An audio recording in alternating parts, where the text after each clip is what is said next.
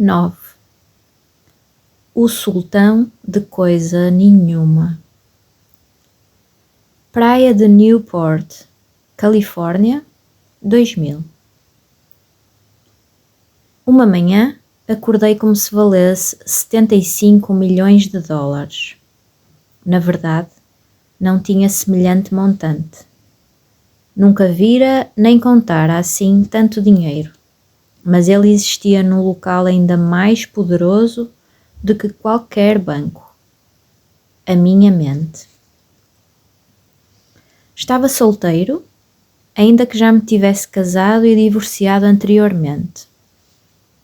As longas horas de trabalho como neurocirurgião e a procura de riqueza e sucesso não tinham feito de mim um bom marido nem um ótimo pai para a minha filha.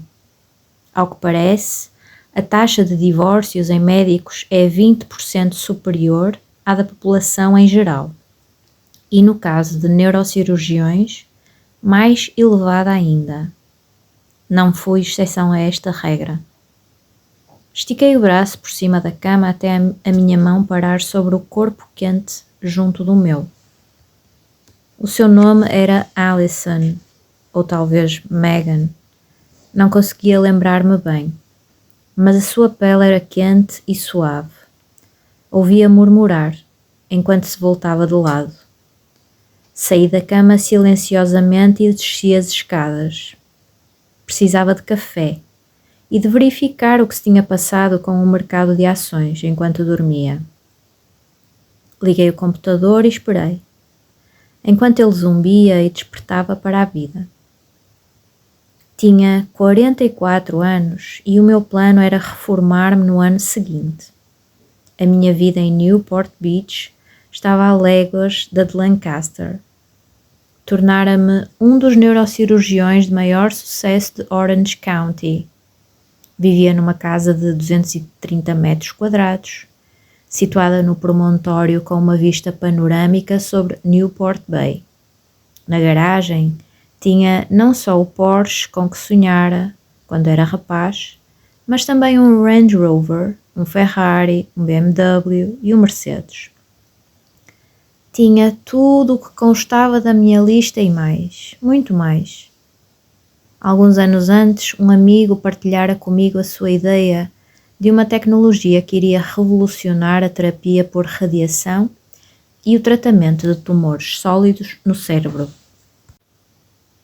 E ele acabara pouco tempo antes o internato e aceitara um lugar em Stanford, onde planeava desenvolver o projeto e torná-lo realidade. Criara uma empresa. Fiquei tão impressionado que me tornei um dos seus primeiros investidores. Disse-lhe que colocaria a primeira unidade fora de Stanford, em Newport Beach. Nem sonhava que uma outra ação iria mudar a trajetória da minha vida. Coloquei realmente a primeira unidade do recentemente chamado CyberKnife em Newport Beach. Convenci outro médico amigo, com uma riqueza de família significativa, de que aquela tecnologia iria mudar o mundo. Ele acreditou em mim e não só comprou a primeira unidade, como também um edifício para a albergar e scanners MRI e CT para a usar. Com base no meu entusiasmo e convicção naquela tecnologia, gastou milhões de dólares. Nessa altura, o dispositivo tinha ainda de ser aprovado pelo FDA, sem o que não era possível a sua comercialização. 2 anos após o seu investimento, a Accuray, que o fabricava, estava falida, devido a uma combinação de má gestão com incapacidade de aumentar o capital adequadamente. Vários anos mais tarde, não tinha ainda conseguido obter a aprovação da FDA e as vendas eram inexistentes. A empresa já esgotara todas as possibilidades de obter mais injeções de capital, não apenas em Silicon Valley, mas em todos os Estados Unidos. As coisas estavam a correr mal e aqueles que tinham acreditado no potencial da tecnologia e que tinham investido nela milhões de dólares iriam perder o seu capital e o mundo iria perder esta extraordinária descoberta. Tinha de fazer alguma coisa. Decidi que iria salvar a empresa. Eu não possuía grande experiência em negócios, ainda que durante a residência tivesse inventado um elétrodo para monitorizar a atividade cerebral, que era vendida em todo o mundo. Isto agora era diferente. Era uma grande oportunidade. Disse ao meu amigo que tinha um plano. Não sei se ele acreditou que eu poderia ajudar ou se simplesmente não tinha outras opções. Mas a verdade é que me encorajou. A companhia passara de 60 empregados para 6. Aceitei financiá-la eu próprio, enquanto pensava numa maneira de a salvar. Não fazia ideia do que iria fazer. Quis o destino que a resposta surgisse enquanto estava a tomar uma bebida no bar do Hotel Four Seasons, que nessa altura se situava em Fashion Island, Newport Beach. Estava no bar, à espera da mulher com quem ia jantar, quando comecei a conversar com um indivíduo sentado ao meu lado. Partilhei com ele a situação da Cyberknife e como a tecnologia poderia salvar centenas de milhares de vidas. Só precisava de alguém que investisse o capital necessário para a sua sobrevivência. Ele acabou por me ajudar a reestruturar a companhia e investiu 18 milhões de dólares. O único problema era que o principal investidor só aceitava fazê-lo na condição de eu concordar em ser o CEO. Eu não só lhe vendera o conceito, como era também um elemento determinante para o seu sucesso. E, assim, afastei-me da minha atividade clínica de grande sucesso em Newport Beach para me tornar num CEO. Um trabalho para o qual não tinha experiência nem conhecimentos. A única coisa que tinha a certeza era que podia salvar a empresa e que iria fazê-lo. Em 18 meses, a companhia foi totalmente reestruturada. Foi obtida a aprovação por parte do FDA e passou de um estado de falência efetiva a um valor de 100 milhões de dólares. Durante esse tempo, acabei por conhecer muitas pessoas, incluindo investidores de risco e empresários que estavam a criar empresas em Silicon Valley.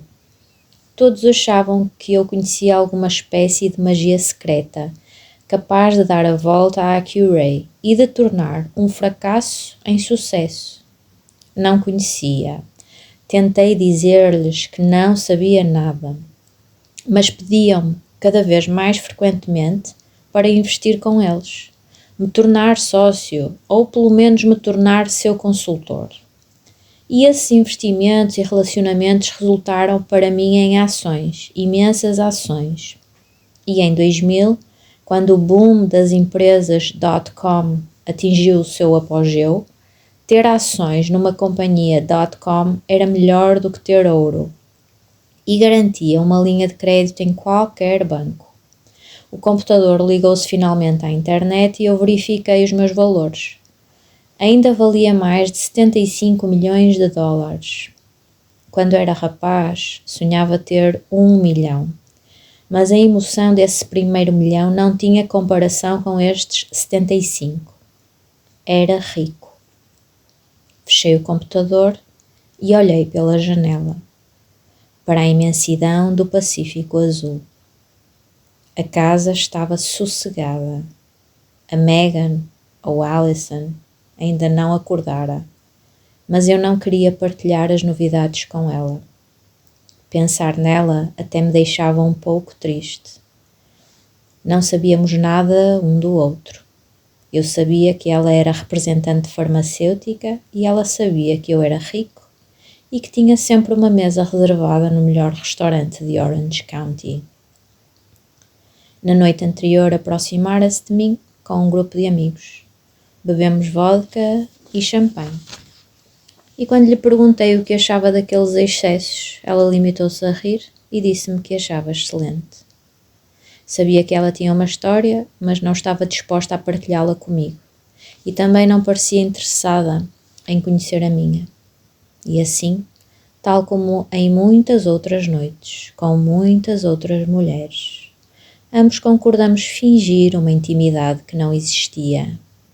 Partilhamos os nossos corpos, mas não permitimos que as nossas mentes e os nossos corações interferissem no processo. Sentia-me sozinho e vazio, mas há muito que aprender a ignorar as vozes de dúvida e desespero na minha cabeça. Tinha tudo o que sempre sonhara. Era respeitado e considerado. Concordara recentemente em comprar uma ilha privada na Nova Zelândia e acabara de transferir o sinal de entrada. Possuía uma penthouse em São Francisco e uma vila em Florença, com vista para Ponte Vecchio.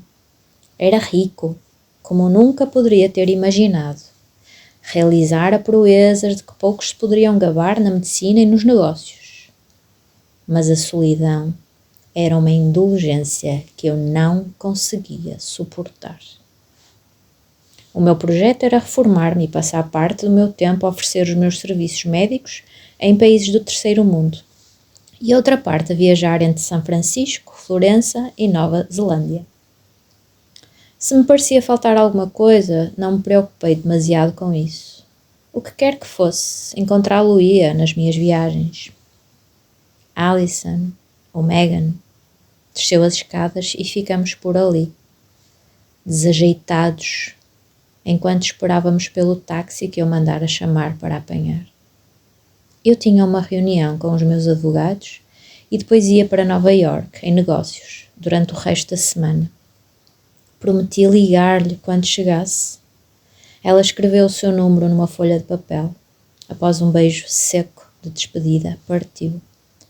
Agarrei no pedaço de papel e coloquei-o na gaveta da cozinha.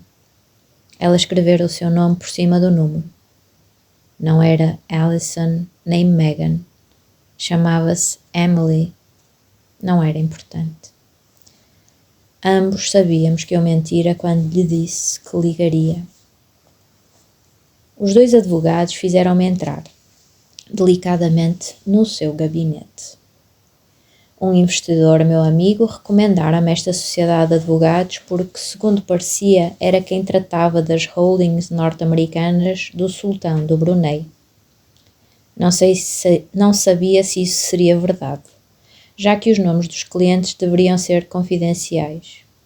O meu contabilista aconselhara-me a criar um fundo de beneficência irrevogável, afetando certas holdings a fins de caridade, de forma a reduzir as minhas obrigações fiscais.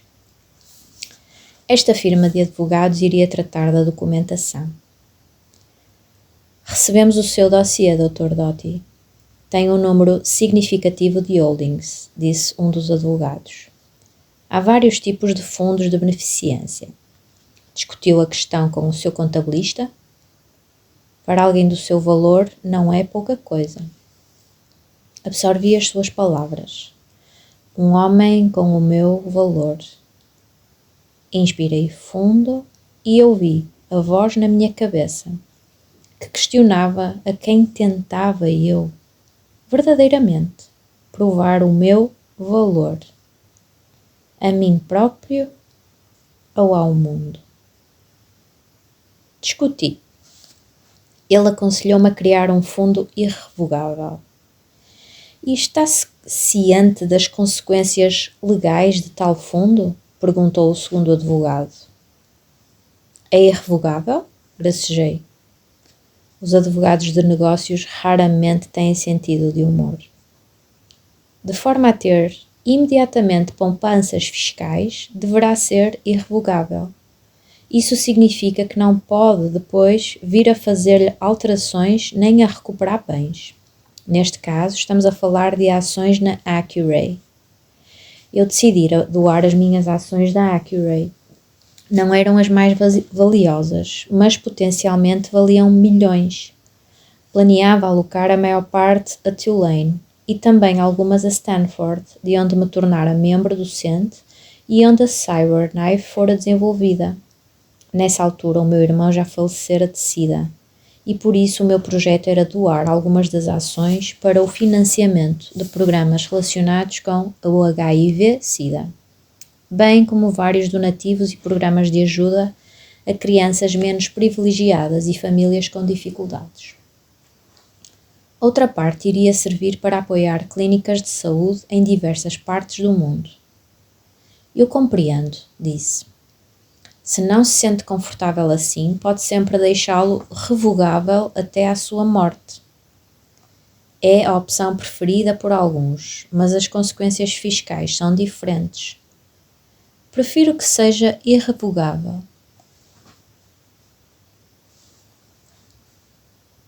Respondi. Dar este dinheiro era importante para mim, não ia mudar de ideias.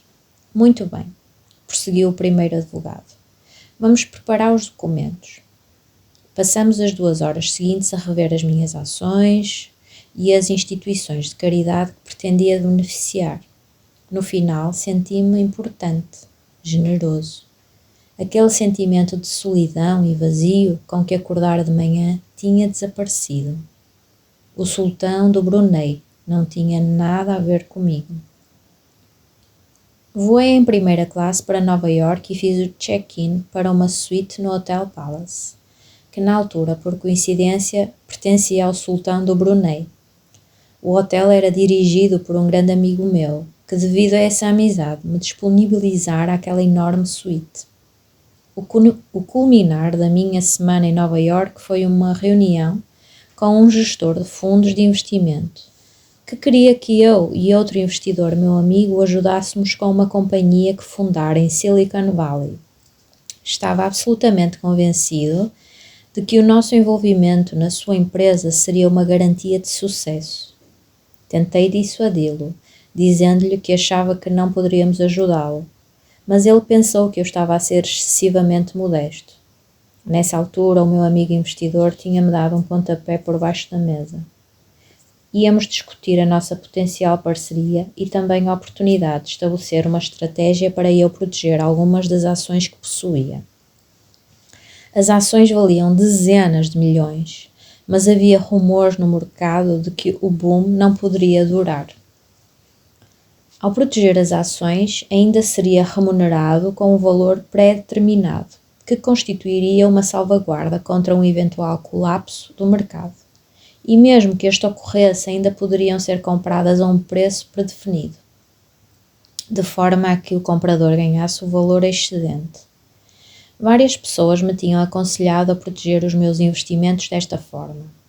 Encontramo-nos no Le Cirque, um restaurante de luxo, na altura situado no Hotel Palace. Bebemos Bellinis e Bohemian Sidecars. A reunião era uma mera formalidade, uma vez que já tínhamos combinado antes que ele nos daria 50% da empresa e nós ajudaríamos a angariar mais investimentos de capital próprio e daríamos aconselhamento estratégico. Discutimos o assunto brevemente e depois passamos para o meu interesse em salvaguardar as minhas ações mais valiosas, as da Neoforma. Após discutirmos e acordarmos nos termos do negócio, entregou-me uma papelada para ler e preencher. De repente, o meu amigo, que se mantivera sentado em silêncio, mas que bebera excessivamente, lançou: queremos 60% da empresa. Aparentemente, os Bellinis tinham-lhe dado novos conhecimentos sobre as nossas capacidades e importância, e ele decidiu que deveríamos deter a maioria da empresa. Do que é que está a falar? Perguntou o gestor de fundos de investimento. Ainda há 20 minutos concordamos em 50%. Se quer a nossa experiência são 60%, ou esqueça. O álcool tornara o meu amigo ganancioso e irracional. Estava a tentar aproveitar-se da situação e eu não fazia ideia porquê. Eu até teria ficado satisfeito apenas com 30%, e assim lhe dissera mais cedo nesse mesmo dia. Tínhamos acordado em 50%. Se continuar a insistir, subo para 75%, ou talvez o excluamos simplesmente. Agora estava a gritar e reparei que os outros clientes começavam a olhar para nós nervosamente. Você é um cretino, acusou o gestor. Naquele momento, tudo descambou. Saltaram os dois dos seus assentos e eu tive de me interpor entre ambos, para evitar que se agredissem. O Le Cirque não era geralmente palco de gritarias e pancadaria, e eu não podia estar mais envergonhado. Saímos e no dia seguinte voei de regresso a casa, extremamente aborrecido com o meu amigo investidor e preocupado em não conseguir contactar o gestor de fundos de investimento, telefonicamente, para lhe pedir desculpa. Fui sempre ligando, mas dizia-me que não estava e que deixasse mensagem com a secretária. Estava, sem dúvida alguma, a evitar-me. Deambulei por casa, em Newport Beach. Estava com um mau pressentimento em relação ao negócio e só 6 semanas depois é que o gestor me devolveu a chamada. Nessa altura, já era tarde demais. O mercado de ações estava a entrar em colapso e as pessoas estavam frenéticas. O valor das ações caía, as pessoas perdiam milhões e ainda que na altura não o compreendêssemos ou tivéssemos um nome para isso, a bolha .com rebentara. O meu património líquido caía a pique e eu lia relatórios financeiros uns atrás dos outros, confirmando o que já sabia. Os 75 milhões de dólares estavam perdidos. Além disso, devido às linhas de crédito baseadas no valor das ações, eu agora também devia vários milhões de dólares e entrei em falência. O único ativo corpóreo que me restava e as únicas ações que ainda tinham um valor que estava inscrito no respectivo papel eram as da companhia que eu salvara da bancarrota e reconstruíra, a partir do zero, a Accuray. Mas esse era um fundo irrevogável e eu já não tinha nada, menos de nada.